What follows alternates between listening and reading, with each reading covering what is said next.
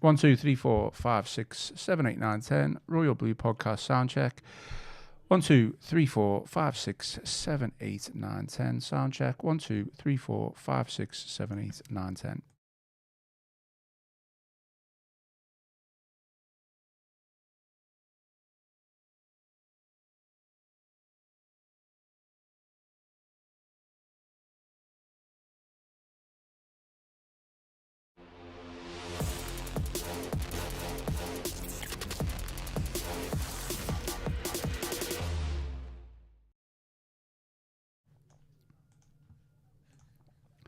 Hello and welcome to the Royal Blue Podcast. We are live on YouTube and I am your host Ian Croll.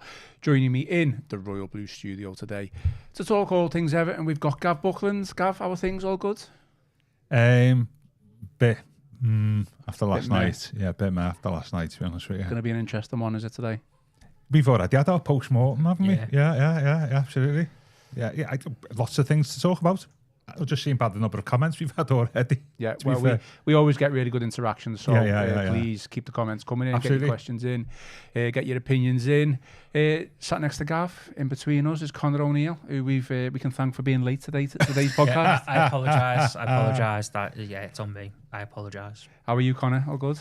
Yeah, a lot calmer than what I was this time last night. Yeah. About right, yeah. 11:45 last night. Yeah. I was still angry at that point, to be fair. Yeah, Just going to bed. Yeah, it was a frustrating one, wasn't it? I think we're going to get into it, but it was frustrating for lots of reasons. And I think one of them games where there's a lot more questions than answers that emerge from it. I mean, positives and negatives for me. I don't know whether the negatives outweigh the positives, but we will come on to it. Obviously, today's agenda, it is the first show following Everton's 1-1 draw with Sunderland at the Stadium of Light, so today's episode will be dedicated to Monday's performance and result. As always, give the video a thumbs up, drop us a like, and if you haven't already, please subscribe to the channel. Your support, as always, is greatly appreciated. Quick mention for our sponsor, NordVPN, to get the best discounts off your NordVPN plan. Go to nordvpn.com/EFC. Our link will also give you 4 months extra on a 2-year plan, and there is no risk with Nord's 30-day money-back guarantee. Any plans to use Nord while you go away, Connor? You're off to Rome soon, aren't you? Yeah, later this month. Probably not, because I probably won't like to look at my phone. No, our sponsors don't like that. Yeah, that's not a message from me. No, I try to switch off, to be honest, nowadays when I go away. Try not to think about it. But the weekend I'm there, the Blues actually aren't playing because we play Monday night against Manchester United, which I'll be back home for. So, yeah, it's an Everton free weekend. And love those Everton free weekends, to be fair. they are quite good, aren't they? They are quite good. There is one coming up soon. Yeah, there's 2. I've technically got 2 in November, so that's a nice bonus. Okay, Connor, I'll start with you. I mean, I felt it was a good start to the game. A couple of early chances. Obviously, Garner, Grealish at the post. Obviously, we scored. A worldie of a goal from Ndai, who just seems to be getting better and better with every game. But Tieno Barry does, you can't deny that he did miss a sitter to make it 2-0. Things kind of go downhill very quickly from there. Is it a case of just missing chances? Like miss that chance and then you potentially go on to win the game, or is there some underlying issues with?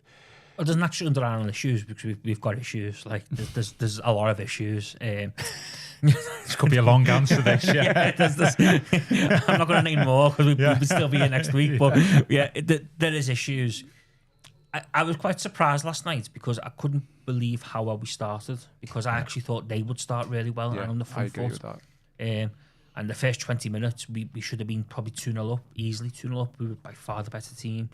Created openings, eventually get the goal through Ndai, which is a moment of pure magic and individual brilliance. And then Barry misses that chance. And I think for the first time last night, it felt like when he missed that chance, the whole confidence just drained out of us. And we never really recovered. And David Moyes' reaction, I thought, was quite telling on the sidelines, because he looked absolutely raging, to the point of where I actually think now, if he probably could have, he'd have hooked him off there and then, because he just looked so angry, and you could see he was like, he couldn't believe what he'd seen. I mean, I couldn't believe what I'd seen at home either, because I think it was generally harder for what he'd done to not score. But it did just feel like as soon as that missed that chance, it gave Sunderland a bit of a lift and it deflated us. And then obviously not helped by the fact that we do manage to survive to half time, going 1-0 up, and then within a minute of the second half, it's 1-1 and it's game on, and they've got the tails up. In the end, I think it was a good point. I think, if we're being honest, before the game, many of us would have taken the point. But the manner in which we start that first 20 minutes and the dominance that we showed, to be hanging on the way we was by the time we got to 70, 80 minutes was disappointing. And yeah, like I said earlier, I think there's a lot more questions and answers come from last night. And I think the manager has some very, very big decisions to make going into this weekend's game against Fulham. Do you agree with that, Gav? Do you think, all things considered, obviously the way the game went, it was at a decent point in the end? I said 1-1 on Friday, I think. Just get that in there, Gav. Yeah, absolutely. Right. Yeah, that's me bottle house option, that. But I said to you before, after 30 minutes, I would say it'd be 2 points dropped. Remaining 60 minutes, to say it'd be a point gained, really. So we started off in the context game too well, didn't we, really? Because it only highlighted how abject we were after Barry's miss. And I think, I take a point. The only problem with that, and I've spoken about this a few weeks ago, every pod been on last 2 or 3 weeks, said that the importance of these 4 games of Spurs, last night, Fulham and Man United. And that in the context of Moyes' second tenure in charge, they're massively important to think about getting points from there, because, I said before, the fixture list in December is not great. And from those 4 games, we've managed to accrue, out of the first 2, a single point. Mm-hmm. With Fulham, a resurgent Fulham on Saturday, one last week, and a resurgent Man United. And in that context last night, you're saying, actually, you could have done with a win. But it's thrown an enormous amount of pressure now, hasn't it, on the Fulham game on Saturday. Not helped by the fact that we've now got then a fortnight's break after the international break. And we know what international breaks are like if you've on a bad run going into the break, aren't you? There's a lot of space to fill, isn't it, in the media, on social media. And I think I'm looking at the Tottenham at home and Sunderland results together. And I think a point out of those 2 is probably a couple of points less than what I was expecting, to be fair, and what we need. And not helped by other clubs around us are picking up, aren't they? And that's also putting pressure on us. So yeah, I take a point, but in the context of our current position, I still don't think that's enough. I think them 2 games, saying the Tottenham one, they're games that on paper you've got to look to win. Yeah, absolutely. Because there's tougher games to come, and we all know there's tougher games to come. And you think about it. You look at Forest, for instance, 2 or 3 weeks ago, and they were terrible. Under and getting stuffed every week. I only see match today on Saturday, but they look a little bit resurgent in the dice, and they've got a little bit of fighting spirit again, and they're going to obviously play very differently, but play more the way they did under Nuno. That worked so well and resulted in them, getting into Europe. So they're going to be a different team when they come to, Hill Dickinson in a couple of weeks. And then we play them again, don't we? Right, it's in the year, is it? Yeah. The fix that they're doing. But there's a lot of games that are passing Everton by at the minute, and I think that's the big issue for me.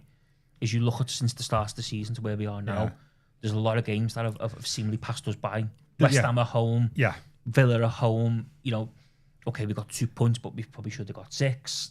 There's a lot of games that are passing us by. Yeah, there's a good point I've heard raised a couple of times, and it applies to both the summer and when the season has started, is that if you're one of the 17 clubs who've stayed in the Premier League the last 2 seasons, I think it is, because the 3 clubs, have gone down in both seasons who've come up, is there's probably a certain amount of complacency there that you're operating on the fact of, I think Forest, a prime example, we can shave a little bit of our recruitment, we can maybe build for the future perhaps than actually the present.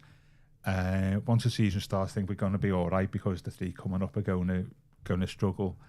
And I think a few teams have been... West Ham, I think, have been found out. I think Forest have been found out. I think West Ham have been found out. And I think there's a danger that we're getting found out, to be honest with you, because our transfer strategy in the summer was obviously based on the comments here. I've had some great comments, haven't we? Looking more to the future than actually trying to tackle the present issues. And that's complacency. That. Well, when you think as well, like, you know, the transfer strategy seemingly changed during the summer because the players who come in to start with were either squad filling players or players for the future. It was only like a week out before the start of the season when the Roma friendly played, when Dewsbury all signs and they like to move for Grealish, and it's only then that it's almost as if like it's almost like when they went to America, it was like the light bulb moment where someone went, we actually can't take this squad into this. We need to get some. And Moyes made some points of comments on that. We need to get some proven Premier League players. We're just signing players who are, as you said, might have potential in 2 or 3 years' time, but are not ready now. Back is another one, isn't he? Asnu, you know, he clearly is years away from being a Premier League player. And I think there's I'm not just talking about Everton here. It's just generally, do you sense that with 4 or 5 clubs who've been near the bottom over the last couple of seasons? I think you can group them all as a little bit complacent. Wolves have been the same, haven't they? They've sold, haven't they? And I think that's coming home to roost. I think for a couple of them, and we've got to be very careful that we don't get dragged into that, because at the moment that's our direction of travel, isn't it? But it only takes one in which you see with Sunderland where they have a surprising upturn and start well, and they're nowhere near the bottom 4 or 5, and other clubs that we expect, like Brentford, to be right down there, but they're a few points ahead of us, but I think they look as though they've got a bit of quality about them. Same as West Ham, isn't it? I mean, West Ham, Bowen, and I think let me jump in, because I was enjoying your little conversation here. But sorry, are you on the pod here? I think we thought in the pub just having a chat.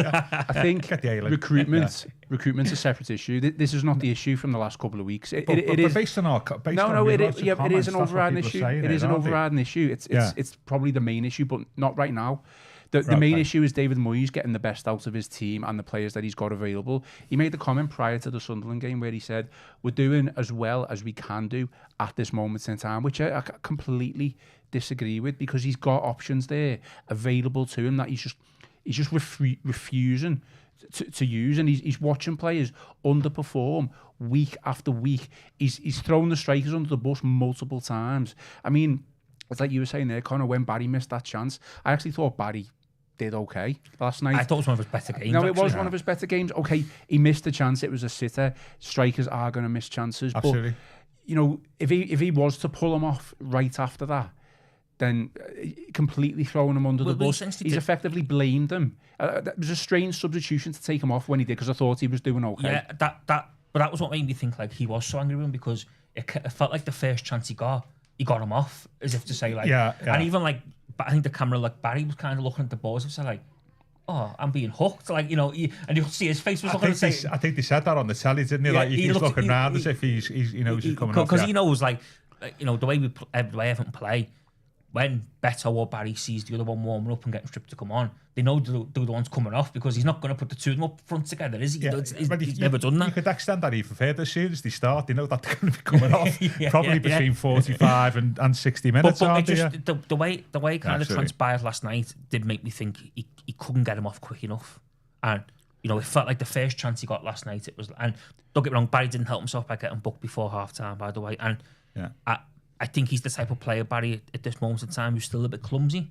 And you wouldn't have been surprised if you said to David Moyes, Barry, just take him off, Moyes would probably go, we couldn't take the risk of being on a yellow card. He's been prone so far to clumsy late challenges that'll get him another booker and he'll be off. And that has been the case, but it did just feel last night he couldn't wait to get it. The first chance he got him off. And without making it obvious he was bringing them off, if you know what I mean. That would have been at half time. He's waited. I mean, 60 minutes, and you know, I've been an avid defender of Beto when I can be, but he came on and had little impact. He had no impact whatsoever. So it was a strange substitution. I thought Barry was a big part of why Everton did well in the first 30 minutes. I think his hold-up play is actually quite good. And his link-up play is quite good. It's better than Beto's. Yeah, I mean, he just doesn't look like he's going to score a goal, but his ability to hold the ball. He's not had the shot on target. I mean, what I would say about it, as you say, Ian, you said before, people miss chances all the time. I mean, it's but what happens is when they do miss them, our forwards has magnified the fact that you've got one Premier League goal between them. But it was actually, he got himself in a decent position on the blind side on the far post. The ball came over. I mean, it's easy to say. I know the top strikes should put it in, but the way I look at it, he got himself in a good position. he attacked the space a little bit, and I maybe thought that Dewsbury Hall was going to head it and missed it. So he got himself in a decent position, and I think too much is made of it, really. I mean, I suppose you could say there, if you're Moyes, you wanted to, the glass half full, he missed the chance. You'd say he missed the chance, but he got in the position to get there. Okay, he missed it, but that's what I want to see from his strikers in future.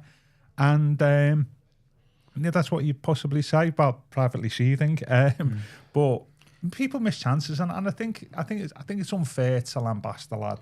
But I think as well. I've seen far. Sorry, mate. Go on. I was going to say the one thing about last night is that's the first time he's got himself in a position where he looks like he's going to score. That's it, and that's good. That's progress, isn't it? Because the other week I watched him at one of the home games, and I think it was Tony Scott who was sat next to me in the press box, and I watched him for a couple of minutes, and I said to Toe, the problem with him is he's not in a position to score a goal because he was like on the touchline at one point, which is great. You can't knock the work ethic, but it's that Calvert-Lewin DCL. The DCL Ancelotti thing, isn't it? When he basically said to him, "You're not going to score by the touchline. You need to get yourself in."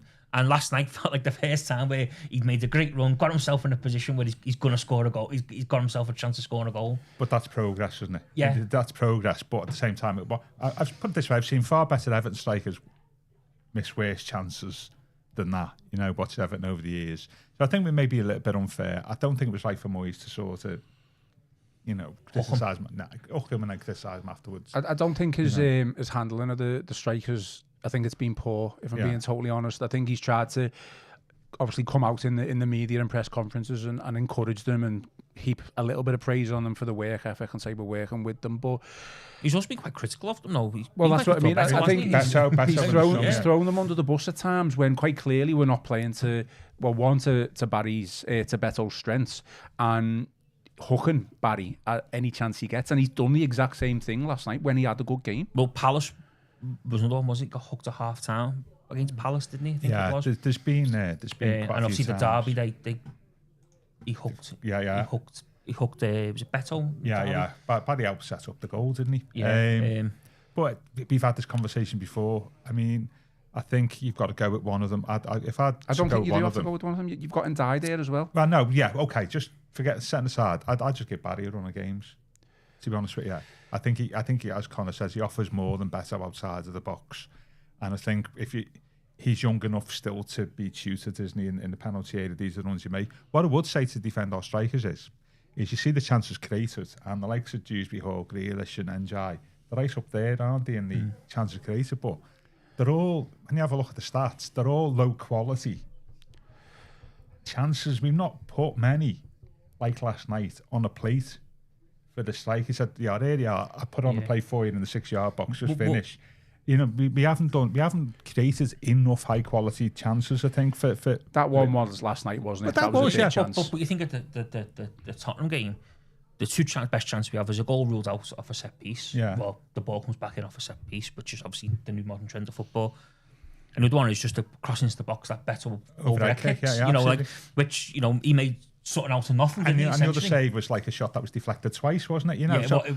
We can count all these chances. Such and such has created so many chances, great, and all that. But actually, when you have a look about like the expected goals from each of those chances, they're all really low, expectation of scoring, because we're not creating enough high quality chances, I would say, and that's contributed to our strikers not scoring. And I think we not only need to look at the strikers, we need to look at the way that we're not progressing stuff through the middle.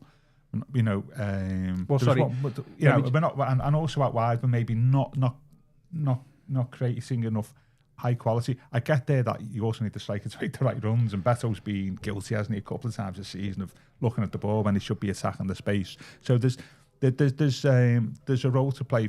Both need to improve the chances we're creating and our strikers' movements and anticipation in the area. I think you've got more chance of Barry doing that than Beto. What I do think though is that I think Gav's right about he needs to pick one of them and give them a run of games. Yeah. But we've done that though. We did that with Beto. We did that after the Palace game, after he came on and made the impact. I honestly think last night was the final straw, and I think on Saturday we'll see Ndiaye up front. I think, just go back to Gav's point. I can't help but think that last night was like the final kind of straw where, because he hinted, didn't he, Moyes on Friday in his presser before the Sunderland game, and he said we will have to look at alternative ways. I think basically to, if our strikers can't, and I just think there's a very good chance Ndiaye plays up front. Well, is that Go sorry? back to your point, Gav, sorry. Yeah. The midfield is a serious issue. The three of Ghana, Idrissa Gana Gueye and Kieran Dewsbury Hall. Yeah. Did you watch the preview Yeah. show on Monday Night Football last night? The line breaking passes stat. Did you see that? No, Yeah. I didn't, but I can Did you imagine see it that? wasn't healthy. There was not one Everton player Yeah, absolutely. throughout the whole of the league in the middle of the park with a pass from a line breaking pass through ball, breaking the lines of defence. It was non-existent. Everything is literally going out wide to Ndiaye or Grealish. Ndiaye will endeavour. That's a good Ndiaye will endeavour. Like No, well, it, he will endeavour to. Yeah. I'll tear you apart if he's thinking that. He'll try and penetrate the line of defence. Won't he? He might not do it with a cross or a pass, but he'll try and take 2 or 3 players on and try and penetrate that way. Yeah. Where Grealish will attempt to get a cross in, maybe have a shot. Sometimes he keeps hold of the ball a little bit too long. I thought Grealish did okay last night, to be honest. A little bit better. 2 moments of quality Grealish last night. I thought he did, but obviously at times those 2 players are doubled up on, tripled up on. There's obvious options there for Moyes to consider. Now, I'm not saying what I'm going to say at the minute might work, but at least try and consider the differences. I feel so frustrated for Charlie Alcaraz. I just don't know what he's done to deserve to be bombed out the team whatsoever, and to be given 7-8 minutes last night. I think he got 5-6 minutes against Spurs. What sort of an impact is he going to make in that time? The only problem is, though, the impact he made in his 7 or 8 minutes last night means he won't play. I know, but he won't be in the. I know, but that's not fair, though. That's throwing a player under the bus. No, I agree. There's lack of minutes and lack of rhythm. I think after last night, I'd be shocked if we see him or McNeil. Well, I felt sorry for him a little bit last night, Alcaraz. I mean, I think he's not getting enough game time and there's rustiness. I think Moyes doesn't want to do with him. Yeah, I think there's an argument. No, but I think there's an argument. He doesn't know. I don't think he wants to play him on the wing. That's a major concern. I don't know. I don't think he wants to play him in the 10. He wants Dewsbury Hall there, doesn't he? Yeah. So where's he going to? Where's he going to put him? It begs the question. Goes back to the transfer strategy, isn't it? Really, that you bought Alcaraz at the start of the window. I think we all agreed. I mean, I certainly agreed based on what we saw last season. There's a player for potential there, 12 million. We're not going to lose money here. And based on what we saw last season, he can offer us something. And then we bought probably 3 players afterwards who can play in this position that he would normally fill, which doesn't really strike me as a. But he's playing Dewsbury Hall out of position though. I just don't get this number 10. He's not a number 10. He's never played as a number 10 for anyone. He just hasn't. He's always better. He's always been better at progressing the ball forwards, bringing the ball out from defence. And at this moment in time, he's not creating nothing. And Moyes is persistent with him. I'm not saying he needs to drop him. He just needs to be brought back a little bit deeper. And Idrissa Gana Gueye, for everything that he's done, I just think he's getting old now, and I just don't know what he's actually offering. And even James Garner, for all the good that he does, he's a better right back than he is a central midfielder. Right. He's got to start addressing these issues in and around the park. Now, I'm not saying he's going to make these changes and we're going to go and win a game, but at least look into them. Yeah. He's always pushing James Garner as a right back at some point during the game anyway. He's played him the last two games. He's done it 3 or 4 times. He went there last night, didn't he? With a couple of minutes. Can I just close off one point about the NJ thing? I get what I'm saying. I'm just thinking with the AFCON in December, what's the point of doing it now? Because you're only going to do it at most 2 games and actually then have to play Barry or Beto for probably the best part of 6 weeks. Yeah. So, I mean, I personally wouldn't do that. If it's not working in the end of January, which the odds of that are probably quite high at the moment, is that then consider. But I wouldn't certainly do that between now and when the AFCON starts. That's the opportunity to give Barry a load of games. I mean, the one thing he can't do, and I'd be really disappointed with that, he can't drop Barry on Saturday. He can't drop him. No, I agree. I don't think that would be great management. I think he's justified that 60-minute performance for another go, 100%. And like I say, I don't think Beto came on and made any impact, but we were under the cosh. We weren't playing well, so again, defending him a little bit. What is he meant to do? There was a number of times where Beto, when he came on in that second half, Pickford just lumped the ball forward and we gave the ball straight to the opposition keeper. What are you meant to do with that? We tried one through ball, didn't we? That their striker, their centre half got just before Beto, didn't he? In the second half, where he just intercepted. There's a good point there by Teddy Pips, I think, which I think is quite interesting on the comments. Where's this? don't know whether you can get that up about whether. What's the name? Moyes. Teddy Pips. Teddy Pips. Okay, yeah. That's his got first it. name or not. But Teddy Pips says, Great why name. are people surprised? This is Moyes to a T. Will the owners accept this, given his stubbornness to use our summer investments? Moyes clearly didn't want.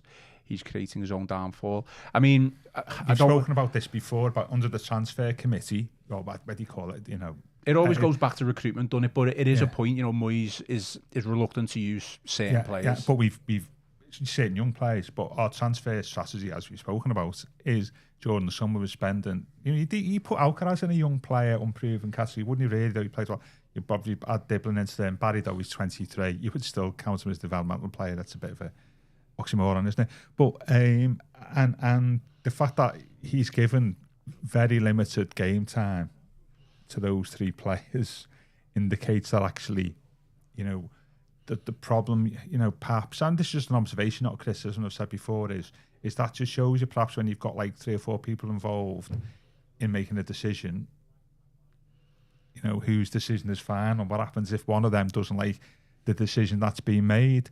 It's only human nature to push back against that a little bit, and that might be one of the reasons why he's not blooding them. That's total stubbornness but you that's know, just cutting Moyes. you, what is it? What's the phrase? Cutting your nose off to spite your face. Possibly. I mean, it was an interesting comment which quite a few people have said, haven't we, on the back of McNeil come on the sub, said he'd liked them in training. He's worked hard. Well, does that mean Diblin's not been working hard in training? Yeah. You know, few And was so he not working hard and training to start the season? Why didn't get a look in? Yeah, we don't know, do we? Just an observation, perhaps. One of the conclusions you can get by the way he's deployed his players this season, where the same players was basically playing game in, game out, that actually, you know, one of the conclusions is perhaps he wasn't totally satisfied with what we've done in the summer. Connie said he sort of alluded to that a little bit in America. So yeah, it's just an interesting one really, and perhaps reflecting the way we're making decisions on transfers at the moment. And I think that was a good point, well made. Is he getting the most out of these players that are available to him? I mean, the McNeil one is obviously a strange one, Connor. I don't think anyone can disagree with that. Obviously, our colleague, Joe Thomas, last night questioned Moyes on why he chose McNeil over Diblin, and basically this is what Moyes said. Dwight's been training really well the last couple of weeks, and we thought that would be the right moment for him to come on. I mean, obviously he played against Bradford, wasn't it? And was at the under-21s, and by all accounts, according to Chris Beasley, he didn't play well at all. Maybe things have changed in training since then, but again, it's a square peg in a round hole. McNeil's a left midfielder, maybe a number 10 at a push. He's not a right winger. We've got a lot of them, haven't we? Like it's not he's not alone, is he? We've got a sense about playing right back. You know what I'm saying? You know. Yeah, but that's Moyes making that choice. You know, it's Moyes can make a different choice if he wants to. The manager can change that if he you know, James Garner won the under-21 European Championships with England playing right back, and would he be better suited to playing right back for Everton at this moment in time than he would as a centre midfielder, considering you've got midfield options available to you as well? And for all the good Garner does, I don't think he impacts the game as what he should be doing. But there's an argument to say that most of our midfield players don't impact the game, do they? Like.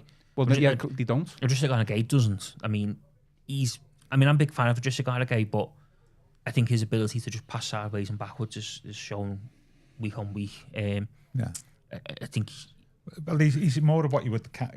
He's more of what years ago got called midfield destroyers. Yeah. You know, in the 70s, whose function on the pitch is basically to get the ball. Tackle. Yeah, it's to get the ball back off the opposition. James Garner's taken up that role now, hasn't he?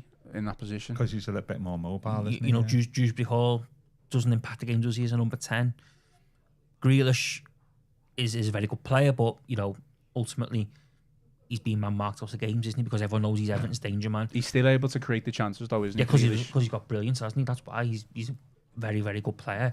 And Dye's the same, isn't he? You know, people try and double up on him, but he's got the brilliance to create. It's so lopsided, isn't it? It's so like out of sync, and I think that's the biggest problem.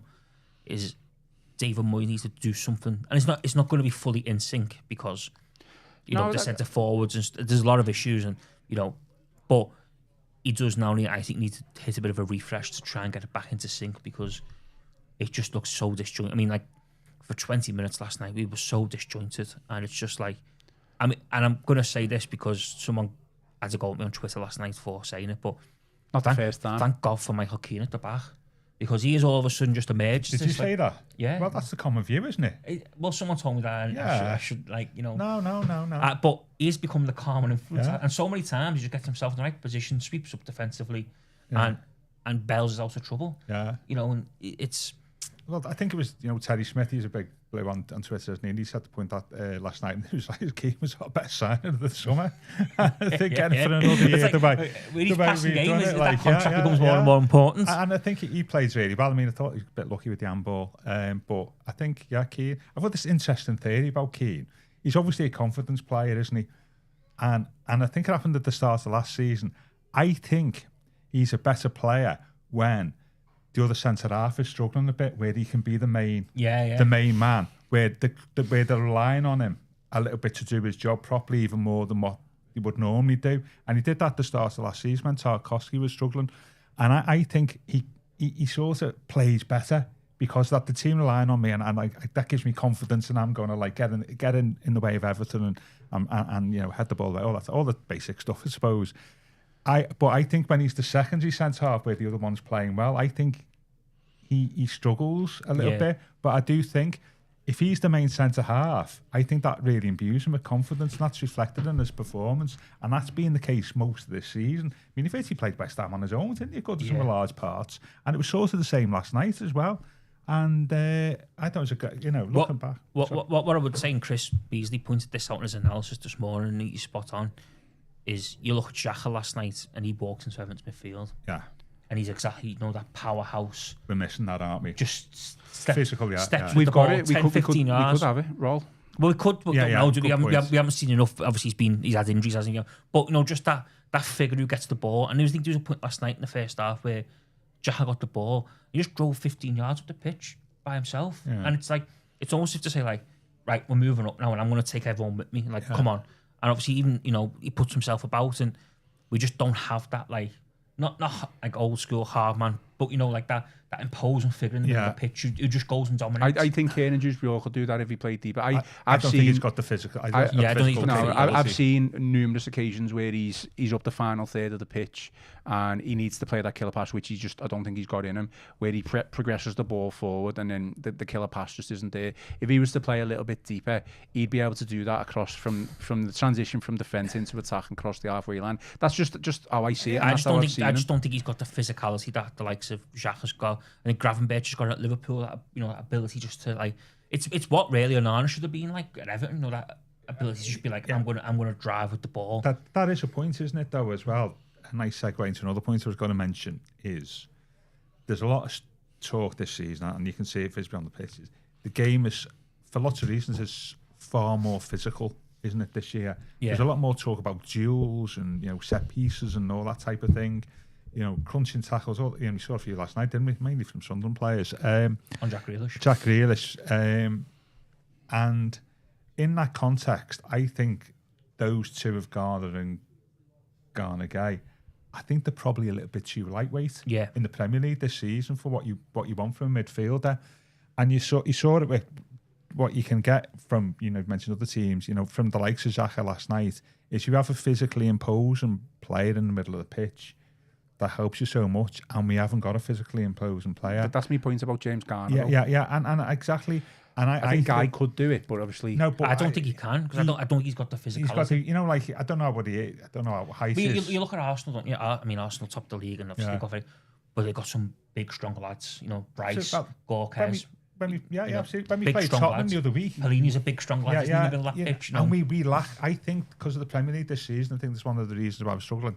It is so much more physical, both in both boxes and in the middle of the pitch.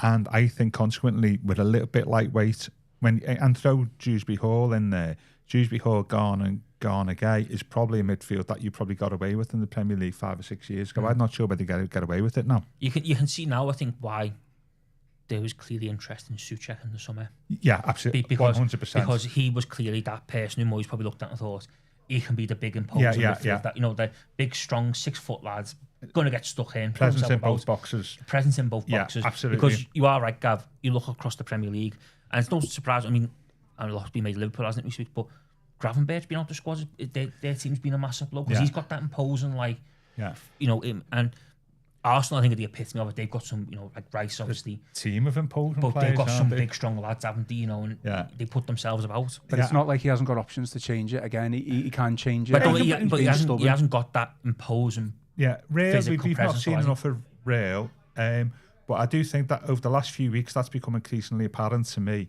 is that especially when we tired a little bit, first 20 minutes I think we're fine, like last night, and against Spurs, weren't we? But when we tired a little bit, I don't think the players are strong enough in the centre of the park, and we consistently just get overrun. Outfought, absolutely. Well, that was apparent against Palace in the first half. Yeah. Constantly getting overrun. And I think that's something that we're not getting left behind, but I think it's a gap. Forget about the players' skills, what they do with the ball. I just think we've not got physically imposing players in the middle of the pitch, and that's something that needs to adjust. We have got players possibly who can play there. It feels a bit like one of them, doesn't it? Where, again, because there's so much to solve and problems, that it's just kind of like we've been left behind. Like everyone, a lot of other clubs have gone on this. You know, Spurs obviously signed Palini, didn't he, in the summer, and someone to be willing with. Other clubs, you know, have gone and got them types of players, and we're kind of just, you know, again, Elliot Anderson's a prime example, isn't he? Forest, you know, strong lad who puts himself around the pitch. You know, every club seems to do that. I mean, Morton's strong on the ball, isn't he, at Palace? Yeah, but I mean, so I just think I was watching, certainly the Spurs game, was looking at the size of their midfield and the size of our midfield, and like, we were there and they were there, you know. And there was a degree of that with Xhaka last night, and that's something that needs to be looked at. There's what options we've got there. You know, Rail probably needs some game time, but he's been injured, hasn't he? You know, and we can't do anything about that. No, I mean, the recruitment team question marks over what we've done in the summer, and it's becoming more apparent by each passing game. What I will say is they're obviously going to need a bit more time to get things done. Yeah. I think absolutely. I think, Gav, you have made a solid point. I think Moyes certainly wasn't happy with how things were going in the summer with recruitment, as there being a little bit of a fallout, as there being a bit of a disagreement. I'm sure there's disagreements about things all the time, but he certainly made it aware that he wasn't happy. Look, I think recruitment-wise, you know, that's got to give that time. That, like, without sounding repetitive, got to look at what we've got available to him. And Moyes can't keep cutting off his nose to spite his face with what he's got. There is a positive, Connor, or there was one positive at least from the game, and that was Illiman and Dye. Ironically, shoot me down here if you want, but I don't even think you could probably give Moyes credit for Illiman and Dye, because it's not like he's thought one day, I'm going to play Illiman and Dye on the right and he's going to be this fantastic winger. He's only put him out there to accommodate Jack Grealish in a way. But either way, it seems to be working for Illiman and Dye. He seems to be our most attacking threat, goal-scoring threat.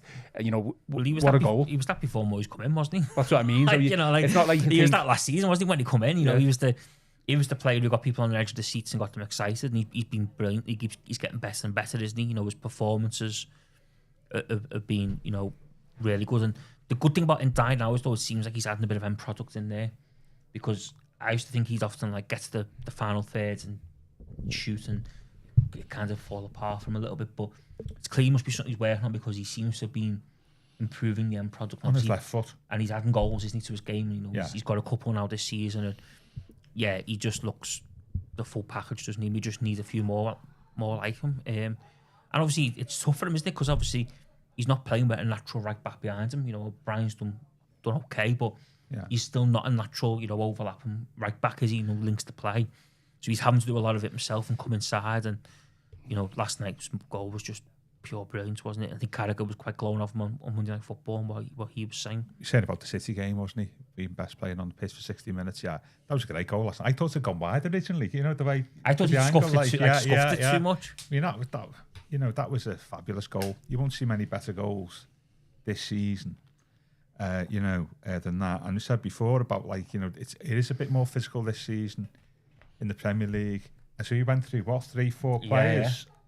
And then had the confidence and the wherewithal just to know what he was going to do. Decision making in the box, didn't panic. You know exactly what he was going to do. Just curl it round the blind side of the, you know, so the keeper's blind side. They'd use the defender as a shield, and when you hit them, they're going in, aren't they?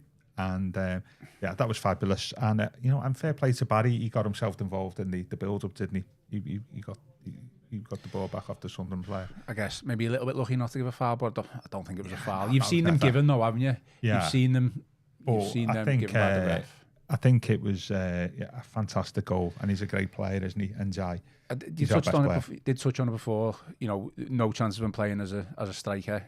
You wouldn't entertain that, Gav, no? In Jai. Well, I just said not before the international break. I mean, if things are still going, you know, wrong up top in the end of January, wherever it finishes, then it's something to be looked at. But yeah, he could do. I mean, he's good with this back to goal. That's one thing you want a striker. Play the ball into him, shield the ball.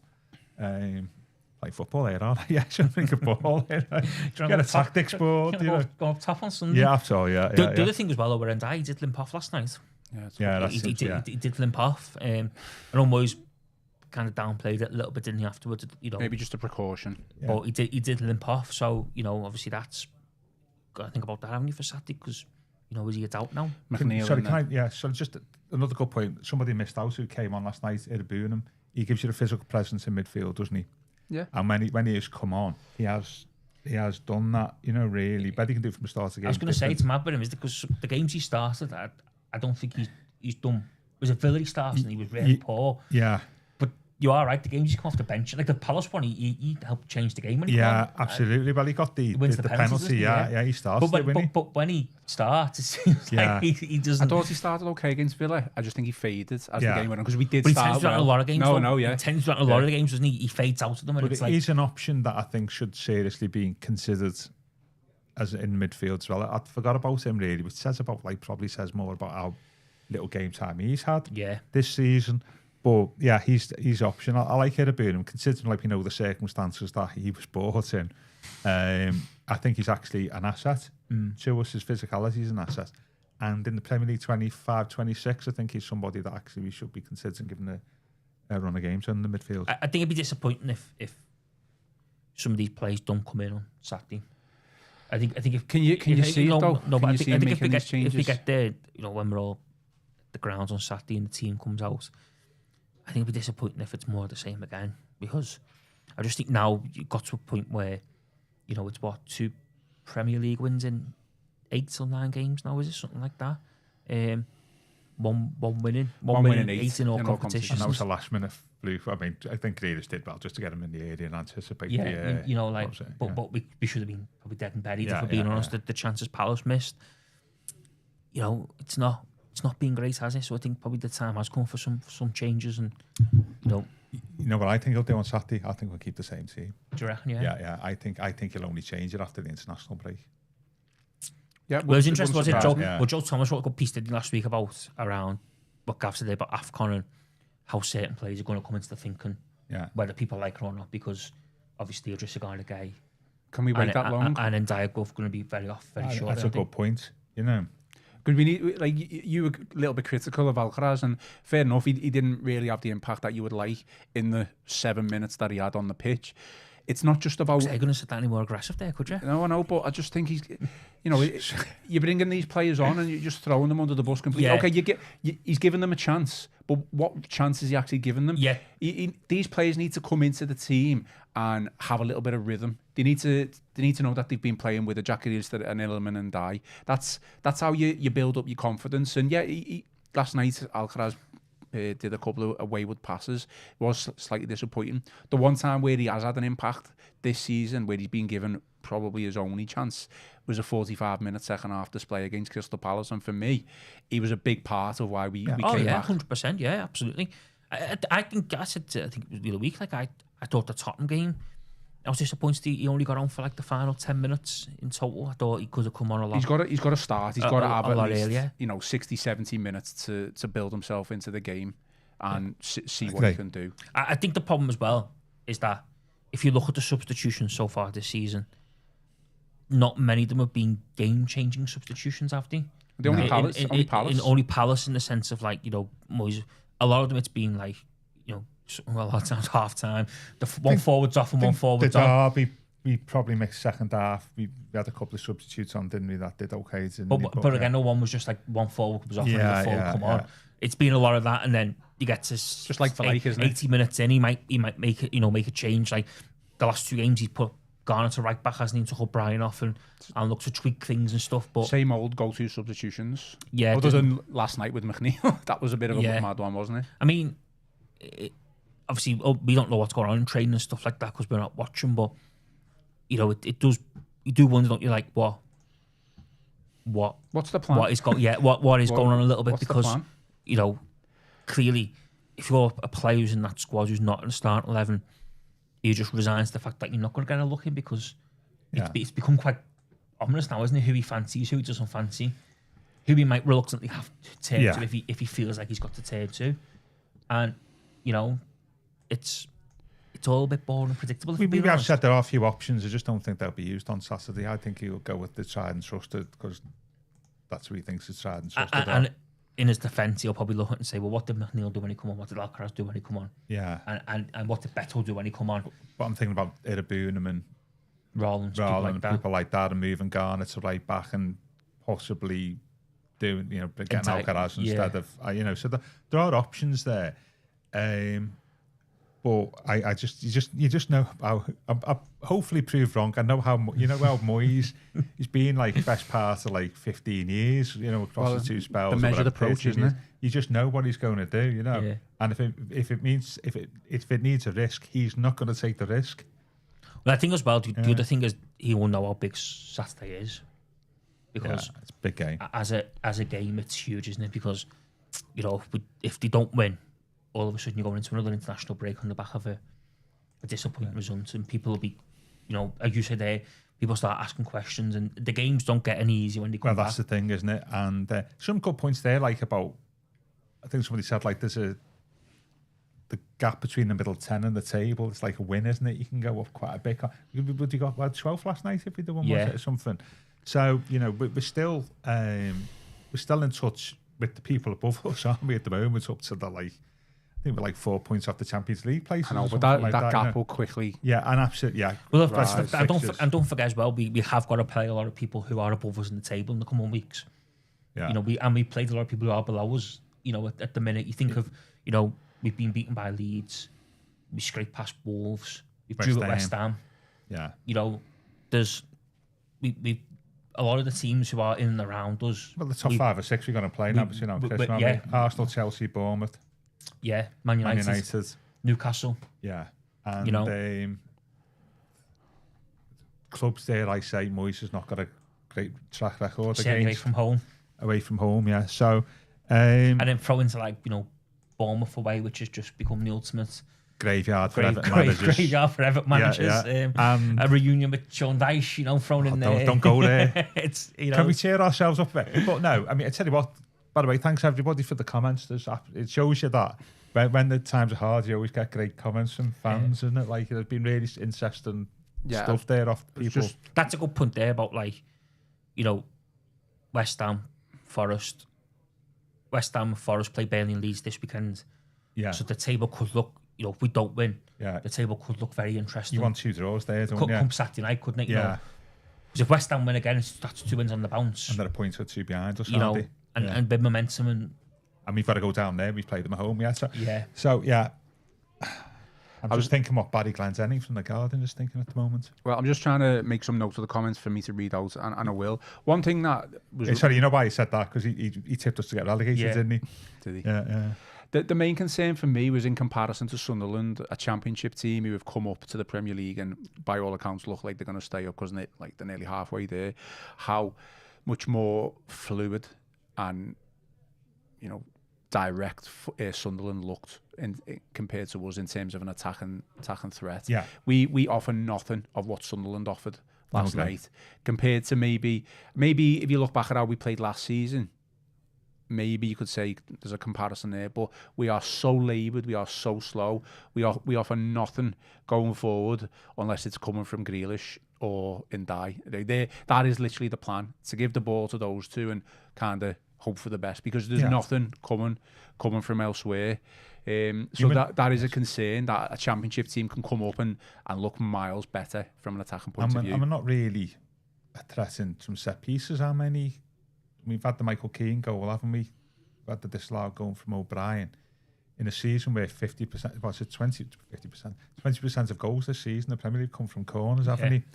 And we've got one, and that was a free kick, wasn't it? But does that go back to the point you made earlier about the fact we don't have a bigger presence as the play? Like, we take the two centre backs out of it. Yeah. Beto's probably the only other aerial threat. O'Brien. You'd probably say O'Brien, maybe. I think Keane and Tarkowski are still aerial threats. I mean, they're not obviously. But what the I'm saying is, biggest. like, you look at West Ham have got like the two centre backs. Arsenal got two centre backs. Rice, Gyökeres, Zubamendi, who's 6 foot. You know, like there's multiple. You know. Yeah, some of it is down to the shape, literally the shape of the team, isn't it? And so we've not had a threat from set pieces either, and so you're wondering where are the goals coming from? I mean, you know, this AFCON thing, huge concern. Anja's got 4. Has anybody got more than 1? No, I think it's Better have got 2, but if you count the League Cup, but so you're thinking if Njai goes. Which he's going. That's happening. That is happening. Can't we just pay him 10 million quid to stay? What are we going to do? Because not only is he's providing goals, but creativity, that leaves a massive gap, doesn't it, really? And I think Garner Gay, is he going? Yeah, is he? Yeah. He's going. More than likely. We can cover that. It's Njai, isn't it? And we've got to be thinking, Moyes has got to be thinking, how are we going to handle that, really? My biggest thing is, like, when I watch Everton, where we sit in the ground is obviously it's a really good vantage point because you're so high up and you're looking down on the pitch. You do sometimes think when we get the ball, right, what is the plan for us to score a goal? What patterns of play are we going to do now? Like you saw from Sunderland last night. Absolutely. What patterns of play are we going to do? You know, like even Palace the week when, like, you know, Palace's game plan is quite clearly get the ball into Mateta. He holds it up. They get runners off him, and basically they work the way towards the box. Yeah. Very similar to Forest last year. If you remember, they scored a goal, didn't they? Where it was a Goodison where the ball went into Chris Wood and he laid it off and then he spun and they played over the top and he raced clear and scored. They built their play around into the forward, with like Langer and Gibbs White off him, get the runners off him, and then work forward. I just watch Everton sometimes and think, okay, how will we bar and give the ball to Ndiaye and Grealish and hope for some magic? What is the pattern of play here? That is it. That's the thing, isn't it? And there isn't. There's no pattern of play to think, right, into Barry, you turn, you know, go out for, you know, just. Well, the manager's already admitted that we're actually struggling, and the strikers have been struggling to transition from how we played last season compared to we've this spoken season. About this, haven't we? So, even whether it was easy on the eye or whether you liked it or not, it was kind of effective last season when Moyes came in. You knew there was a plan. Last year was massively helped, and I can't really believe I'm going to say this because I was a critic, but was helped by Decore's ability to get around the pitch and to play off the centre forwards and just be awkward. Well, and that helps the centre forward as well. Beto is obviously isolated, isn't he? There's one last night, wasn't there? I think where in the first half where Barry won a header, and it was like the nearest Everton player was about like 20 yards away, you know. And I think and I was a bit critical of Decore's. You know, he used to drive me insane, but I think you do miss that bit of pace and power that he used to have to be able to get up. And support the forward and make things awkward. Whereas, you know, Dewsbury Hall's a very good footballer, but you know, like you say, there's times last night where Barry's got the ball and he's not exactly busting a gut to go and like link up the play and, you know, play off him. And Barry's not going to hold the ball up and beat two men, and you know, it's. And Beto's serious. I mean, how many times does Dewsbury Hall get the ball and he'll sort of, because he's left-footed, he'll pick the pass to Grealish a lot more, won't he? And then he'll bomb on, won't he? Yeah.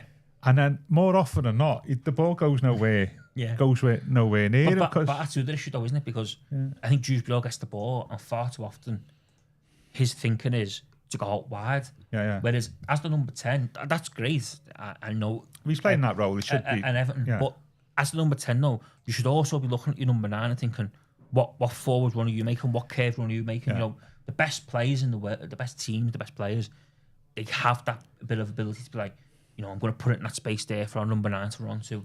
Too often it's just like he gets it, it goes out wide. Yeah, there are times where actually you could see where Jack plays wide, doesn't he? On the is actually to move in field when we've got the ball in the middle of the pitch and play it into the striker, and Jack play off the striker, and likewise with NJ. But Jack certainly and NJ too, they're just playing too wide. So if you choose before playing into your striker, well, they're standing there and both.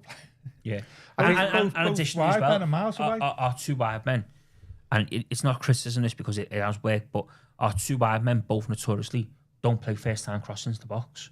No, it's not like the ball goes out to them and it's like straight away they swing. They take touches, they cut back inside. Yeah. So and obviously if you do that, it enables teams to get back in, get a bit of shape, and get themselves back organised. My concern is that Moyes expects the players. I mean, this is a really silly thing to say, but expects the players to sort it out themselves on the pitch. And I completely agree with what you're saying. There is no passages of play. There's no attempts to get the balls in behind. It is literally playing in front of the opposition defence, which is very easy to defend when you've got a physical back line or a back four or back five, depending on who you're playing against. Obviously, there's been occasions where Grealish or Ndiaye have got the balls into the box and the strikers have got on the end of it and just fluffed the lines. I think that is obviously a disappointment, but it's so easy to defend against. And you've got to have your crosses from Grealish and Ndiaye, who tries to take 2 or 3 players on at once. It's got to be perfect every time, and it's quite clear that it's not perfect. It's not just too easy to defend against either. It's too predictable, and too many people know what they're going to do before it even. And if you're setting up against the team in Everton, you'd probably play 2 bags of 4, a 1 and a 1, and you probably think, well, double up on Grealish and Ndiaye. Yeah, there's no space. Block the kind of side route. And make it compact in the middle of the pitch. And like you alluded to earlier, eventually just try and overrun them, try and out-battle them, and go through the middle of the pitch. Just lack of space for us to do anything with. This is effectively what's been happening over those 8 games, hasn't it, really? We're going to have to finish off in a minute, but I want to read out some of the comments. First off, have we got a bit of a hangover from the Wolves Cup game? I honestly believe that Moyes maybe has lost a little bit of confidence and a little bit of spark, and that has taken a lot out of him. I don't know if he's lost confidence, but I do wonder if he lost confidence in a lot of the players we played that night who've not had much of a looking sense. Well, yeah, and also have the fans lost confidence in Moyes. That happened to Martin O'Neill, and in his last season, the fella he played the weekend, they played in Moscow, I think, and all the Villa fans went, and Martin O'Neill put out the second string, and he got loads of stick, and he ended up having to bring all the supporters who went to Villa Park for a meal or something, and that changed his relationship with Villa supporters. I think this has changed the relationship with Moyes. Yeah, especially with his history. I didn't have a problem with selection. I had a problem with how the players played, but I think it's probably, yeah, you are right, Connor. It's probably damaged confidence with everybody's relationship, really. Especially what he said about wanting to get into Europe and win a trophy. Well, I was going to say that was the biggest thing. The biggest thing for me with that weekend team was, if he hadn't have said all that, I wouldn't have an issue with it, because he could have turned around and said, well, I never once said about, we're going to go all in for it. We're concentrating on league, staying up. Given was programme notes where before that Mansfield game, where he was talking about what he's achieved with West Ham and the delight that brought them, their supporters, and how he sat and watched Palace and their supporters with the FA Cup. You can't come away, and obviously the team he played against, Mansfield was strongish, could have been a lot weaker if he wanted to. But you can't come away thinking, God, we're clearly going for this. He knows that winning a trophy is a big thing, and it's what you want to be. And I just wonder whether some supporters have been a bit like, what's he playing at? That's just a joke. And also, is he looking at members of them squad and thinking, well, I put you in to do a job, and you I've given trust. Yeah, I've put my trust in you. That's what I mean. And you've made me look stupid. And you put me under pressure. That's a very fair point. No, but he threw some of them players under the bus.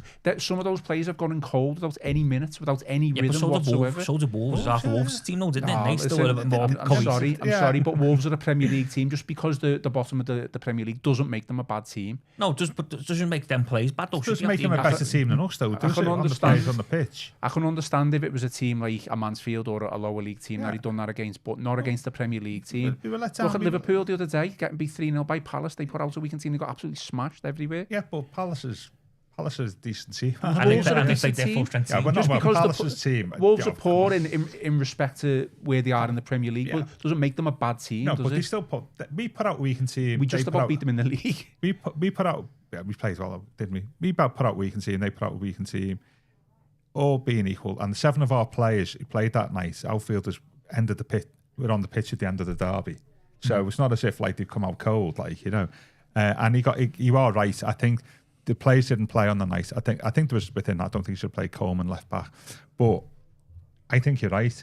I think somewhere deeply psychological. There's something deeply psychological with Moyes, where he's probably thinking, "You let me down big time there, some of you on the night." I just don't think you can throw your players under the bus like that. Well, you just can't. But you're not throwing them under the bus. You're because it's a long season. It's trust, isn't it? It's trust. And I think it's trust in the manager to pick the best available 11 from the squad that you've got available as well. I'm talking about the trust of the management in the players. No, you know. I think the game's changed now. You can't just expect to throw players in who haven't, played together, for forever, and haven't had minutes or haven't got rhythm. And some of that is down on the manager because, as you said, he's not giving them enough minutes. And I get that. We said that about Alcaraz's performance last night. I get that. But we had enough on the pitch against Wolves to win, and some of the players there did not perform, and we know who they are. And I think Connor's point is a possibility that is actually. Well, I'm not going to play it in normal games because by the time they give you an opportunity against a weakened Wolves team, you should be pummeling or at least beating. You let me down. We can harp back, though, can we, to the fact that we played a weakened team at Wolves and it just no, I don't. No, I don't. Look, I'm not harping back to that performance or that 11. What I'm saying is there seems to be, for me anyway, a bit of a psychological issue with regards to how Everton fans are now receiving Moyes and some of the decisions that he's making. There's always that element, isn't it, of certain things happen and you don't come back from them. Do you? That does happen in football. Like Gav said, Martin O'Neill, for an instance, there are moments, aren't there, where managers don't recover from certain. I think this could be one, unless he can turn it round. If possibly, and I'm just saying, I'm conscious we've had loads of good comments here, haven't we? Is there any chance of reading a couple before we? Yeah, right. We'll finish off with the comments. I mean, it's a topic that we can debate all day, isn't it? And we are going to be back for another podcast tomorrow, so keep an eye out on the YouTube channel for the live show for that. Okay, so the Blues have said, these are just some of the comments that I've noted down. So the Blues have said, too many credits Alcaraz for the Palace win. Palace ran out of legs because they played in Europe and it wasn't an Alcaraz masterclass. No, we don't say it was, but he said certainly with a couple of others he changed the game coming on. And he certainly helped Beto in his approach to the game. Yeah. Sam Banks Blues says, if we lose against Fulham, the crowd will turn on Moyes. That's possibly... That is possibly true, yeah. I guess it'll be the manner of... I wouldn't say the whole crowd, but sections of the crowd may start to turn. Yeah. Kieran Cali says, I'm sorry, he's been brilliant for us, but Garner needs to come out. Garner against the that team. Yeah, I presume, I think that's not an passing, unreasonable point either. His passing lets him down badly. But that's always been his problem, but it's actually his strength has been winning the ball back off the opposition, getting around the pitch, and his legs are obviously going a little bit against more physically stronger midfielders. Naturally, Father Time is catching up with him, isn't it? A little bit. Tazul Islam agrees with you, Gav. He says Tim, Irabumum and Roll will give us physicality we and said the legs. That. I think we've all said that, haven't we? Yeah, we need a bit more physicality. Sean Collins on the recruitment says leaving us with only 2 strikers is criminal, especially when they're both not scoring. I think that's a fair comment as well. We said that about we could have used money for Dibbling, Grealish, or maybe even Dewsbury Hall on the striker. For the purpose of balance, I've got an interesting comment here from John Jones Toffee Man. He says it was a great point at Sunderland, wonderful goal, let's celebrate that and not be moaning minis. I think we would have taken a point before the game. It was the way we started though, wasn't it?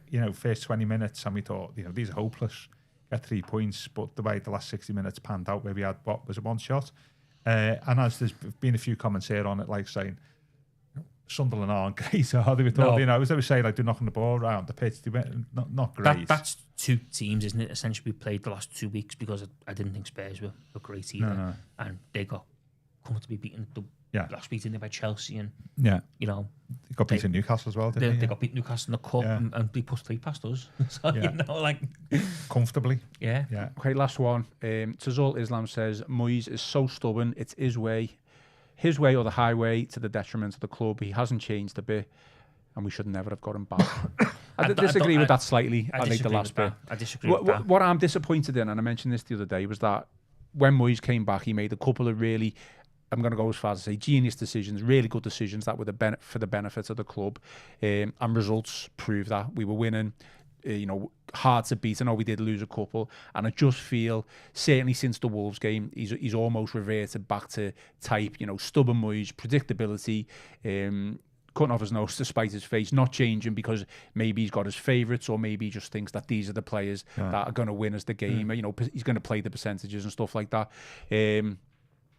So that's where I'm at this moment in time, and things do need to change. He's got options there to change them, and I'll be very disappointed on Saturday if we don't see at least a change in the midfield or a change at the right back. I'm happy with Barry starting, by the way. I'm more than happy. I think he deserves his place. Stubborn. That was the key word there about Saturday's selection. I'd like to see him change a few things. I also think as well. I think he ended second half last season, probably too well. That's maybe raised expectations a little bit. In his 19 games, we were running 9th, weren't we? Yeah, I think it was a bit higher than that, wasn't it? One stage. I think it was from the 19. Yeah, anyway, but he possibly that raised expectations, but anyway. He raised his own expectations, though. He probably could have done with getting to April, still needing a few points to stay up. Yeah.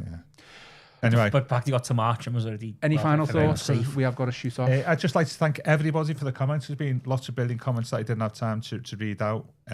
Lots of interesting stuff there, and... thanks for everybody for watching and listening. And just very quickly on the comments, me and Connor have been speaking about what we can do with all the comments that we get and how we can turn that into content and a show. So kind of watch this space. Oh, that's a great idea. Yeah. We might turn it an individual show into a comment show. Yeah, no, that's absolutely right. Yeah. Okay. People can ask Gav what he has for his tea and stuff like that as well. Doesn't have to be Everton related. Yeah. I don't know where I get most of my tea from.